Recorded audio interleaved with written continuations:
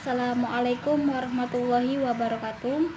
Alhamdulillahirabbil alamin wa bihi nasta'in wa ala umuri dunya waddin wassalatu wassalamu ala asrofil anbiya'i wal mursalin wa ala alihi washabihi ajmain amma ba'du. Pertama-tama marilah kita panjatkan puja dan puji syukur atas kehadirat Allah Subhanahu wa taala yang telah melimpahkan rahmat serta hidayahnya sehingga kita bisa berkumpul dalam pembelajaran secara online ini.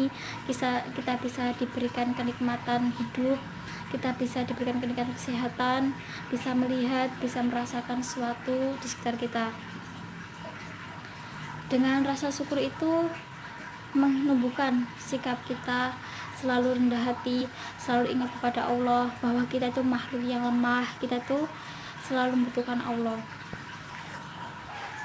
Meskipun kita melakukan pembelajaran secara online, melakukan segala aktivitas di dalam rumah, kita tidak biasa keluar seperti dulu lagi, kita disuruh stay at home dulu sampai wabah virus corona itu mereda. Jadi untuk menghilangkan kegabutan kita, kekosongan kita selama kita berada di rumah itu, kita bisa membaca buku, kita bisa berkumpul dengan keluarga, bercanda bareng, terus kita bisa tetap produktif, kita bisa menciptakan karya-karya seperti puisi, seperti novel dan sebagainya. Meskipun kita melakukan semuanya di rumah, aktivitas di rumah, kita tidak bisa bertemu dengan teman-teman, kita tidak bisa belajar secara langsung, kita meninggalkan bangku kampus terlebih dahulu, kita meninggalkan sekolah kita meninggalkan tempat-tempat yang dulu kita kunjungi. Meskipun begitu, kita tetap harus bersyukur bahwa Allah itu memberikan cobaan itu karena Allah itu sayang sama kita, Allah itu selalu buat kita, Allah itu selalu ada buat kita dan selalu melindungi kita selagi kita itu ingat pada Allah, libatkan Allah selalu dalam hembusan nafas kita. Oke, baik. Sebelum kita memulai pembelajaran secara online itu, kita lebih baik tuh mengenal dulu ya. Kita akan bahas materi apa pada siang hari ini, kita akan mendapatkan ilmu apa secara bareng-bareng meskipun dengan secara online. Yaitu pada siang hari ini akan menyampaikan materi tentang istinja. Istinja itu masuk dalam jajaran fikih, yaitu sesuci. Kita akan tahu istinja itu bagaimana, istinja itu apa, istinja itu hukumnya apa, syaratnya itu apa, etikanya itu apa. Terus kitab-kitab yang menerangkan tentang istinja, barang-barang yang digunakan untuk istinja, makruh mubahnya. Jadi pengertian istinja itu sendiri yaitu cebok atau membersihkan seluruh barang-barang najis yang keluar dari tubuh manusia. Hukumnya itu apa sih? Hukum istinja sendiri itu yaitu wajib, karena wajibnya itu mengharuskan umat muslim ataupun semua manusia yang ada di bumi ini itu melakukan istinja, yaitu membersihkan semua yang keluar dari kotoran yang keluar dari tubuh manusia itu sendiri. Terus apa aja sih yang dijadikan untuk istinja itu, terus keutamaannya itu apa? Yaitu saya di sini tuh menggunakan batu ya. Kita akan kenalan dulu dengan barang-barangnya. Ada batu, yaitu kadang tisu toilet atau dengan kapas, dan yang terakhir itu air atau semua benda-benda yang serupa dengan batu tanpa melibatkan barang-barang dalam syariat Islam seperti makanan. Terus meskipun makanan itu kering, itu nggak boleh digunakan untuk istinja, itu karena benda yang suci yang dapat digunakan untuk makan. Terus bagaimana cara melakukan dengan batu, bagaimana cara keutamaannya, itu kita akan bahas tentang istinja di dalam ini ya. Jadi bagaimana sih cara menggunakan istinja dengan batu? Yang lebih utama itu kita menggunakan istinja itu dengan batu dulu. Jadi ketika kita itu BAB, kita kan harus membersihkan setelah BAB. Jadi utamanya itu kita menggunakan batu dulu. Batu itu kita gunakan 3 kalau batunya kecil seperti ini. Tapi kalau batunya itu besar, kita bisa menggunakan setiap sudutnya. Contoh ini besar ya, kita menggunakan sudutnya, sudut sini, sudut sini, sudut dan sudut sini. itu sekali usapan satu sini, usapan satu sini, dan usapan yang terakhir di sini. Setelah itu dilakukan dan itu bersih, maka kita menggunakan air untuk menghilangkan semua sisa-sisa yang masih tertinggal di situ. Itu utamanya. Yang kedua, kita bisa menggunakan tisu toilet ketika nggak ada air, kita jauh. Anak-anak, ini merupakan benda-benda yang dapat digunakan untuk istinja. Yang pertama yaitu batu. Ini kan batu kecil. Ketika kita menggunakan batu untuk istinja itu berukuran kecil, maka kita membutuhkan 3 batu sebagai pembersihnya tadi, 1 dan juga berikutnya. Kalau kita menggunakan batu itu yang besar, berarti setiap sudutnya 3 ini kita bisa gunakan. Jadi sudut 1 kita gunakan, sudut 2 kita gunakan, dan juga berikutnya yaitu sudut ke-3. Setelah itu kan yang utama kita bisa menggunakan air lagi setelah menggunakan batu. Terus berikutnya yaitu kita menggunakan kapas. Kenapa kita menggunakan kapas? Yaitu ketika kita menggunakan kapas itu kan bisa menyerap juga, tapi kita membutuhkan 3 kapas juga. Kalau kita hanya menggunakan 1, maka najis tersebut tidak menjamin kebersihannya. Setelah kita menggunakan batu dengan tisu atau kapas tadi, yang terakhir kita bisa menggunakan air. Kenapa kita? Soalnya air itu sifatnya tuh mensucikan. Jadi ketika kita menggunakan air tuh semua najis yang kita timbulkan tadi tuh menjadi bersih, tanpa meninggalkan kotoran lagi. Jadi tadi ada 3, yaitu batu, tisu atau kapas, dan juga air. Menggunakan tisu toilet atau kapas yang dapat menyerap semua kotoran tadi, itu kita bisa menggunakan ini, yaitu tapi jangan semuanya, tapi kita harus menggunakan beberapa helai.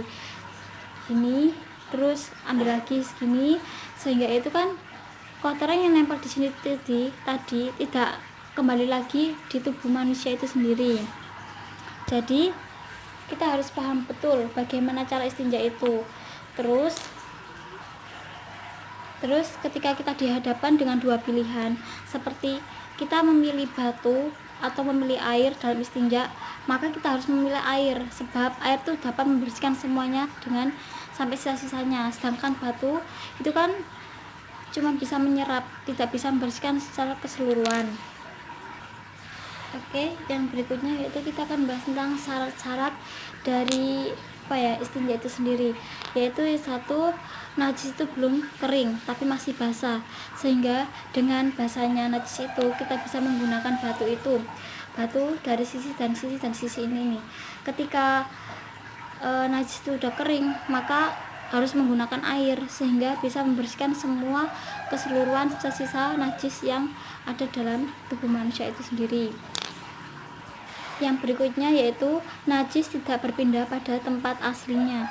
Jadi ketika kita BAB itu najis belum tercemar kemana-mana, itu bisa digunakan dengan batu maupun air.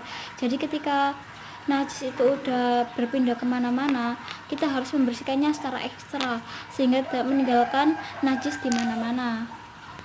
Yang terakhir yaitu najis itu tidak tercampur dengan najis lain. Jadi kita BAB itu udah najis, tapi kita ketambahan dengan najis yang lain, maka kita harus menggunakan air. Jadi ketiga syarat tadi itu ketika najis itu udah kering, terus ketika najis itu udah berpindah tempat, dan ketika najis itu tercampur dengan najis lain, maka kita tidak bisa menggunakan batu maupun menggunakan kapas atau tisu, tapi kita harus menggunakan air, sehingga dengan air tersebut semua kotoran yang telah ada tadi itu bisa bersih sempurna tanpa meninggalkan bekas yang dapat menimbulkan najis untuk menghambat kita itu beribadah.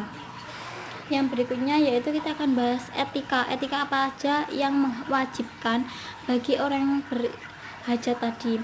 Contoh, ketika orang tadi itu hajat di tengah lapangan, di tempat terbuka, maka jangan menghadap kiblat. Itu adalah etikanya.